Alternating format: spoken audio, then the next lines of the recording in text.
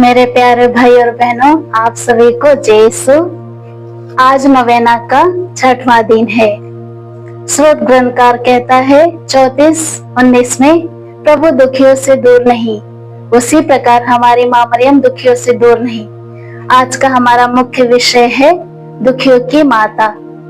हम देखते हैं जीवन के हर मोड़ पर आशा और निराशा है। हम देखते हैं जीवन के हर मोड़ पर आशा और निराशा है, इसलिए माँ मरियम के पास आइए। यही जीवन की असली परिभाषा है। जिनके सर पे ममता की दुआएं हैं, किस्मत वाले वो हैं जिनकी माएं हैं। इसलिए कहा जाता है, माँ के चरणों में है जन्नत, माँ के चरणों में है जन्नत, यही है सभी दुखियों की मन्नत। माँ केवल माँ होती है, माँ के ममता में कोई मिलावट नहीं होती। ओ माँ जो हमारे भावों को परखती, हमारे दुखों को दूर करती, रूठों को मनाती, पापियों को बुलाती और इससे बढ़कर हमारे आंसुओं को अपने आंखों में समा लेती। माँ मरियम हम सबकी माँ है। यूहन्ना का सुसमाचार अध्याय 19 वचन संख्या 27 में यीशु क्रूस मरण के समय कहते हैं, ये तुम्हारी माता है।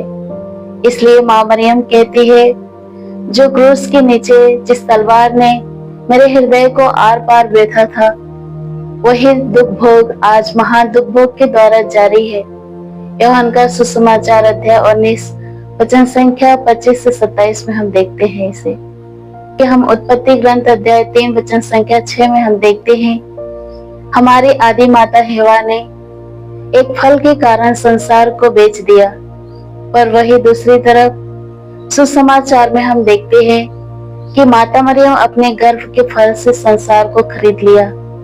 मतलब यीशु का बलि देकर, खून का कीमत चुकाकर हम सभी बच्चों को शैतान के हाथों से छुड़ा लिया।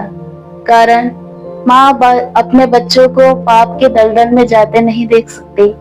उदाहरण है यूहन्ना का सुसमाचार अध्याय 2 काना का विवाह भोज, जो यीशु का समय नहीं आया था, फिर भी एक माँ के कारण, एक रिक्वेस्ट के कारण यीशु ने वह पहला चमत्कार किया।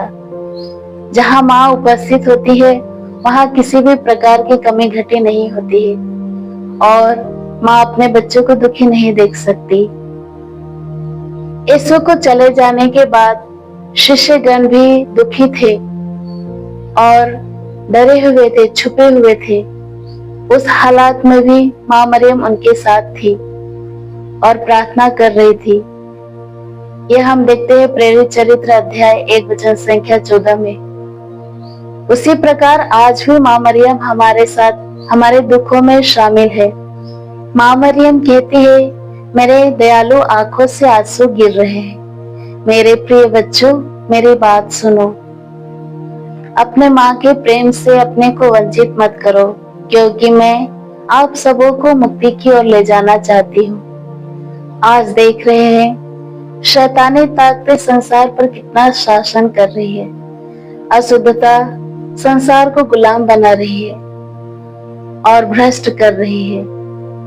इसलिए मैं मुक्ति की ओर ले जाना चाहती हूँ। मेरे दुख का यह सबसे बड़ा समय बच्चों तुम्हारे लिए है।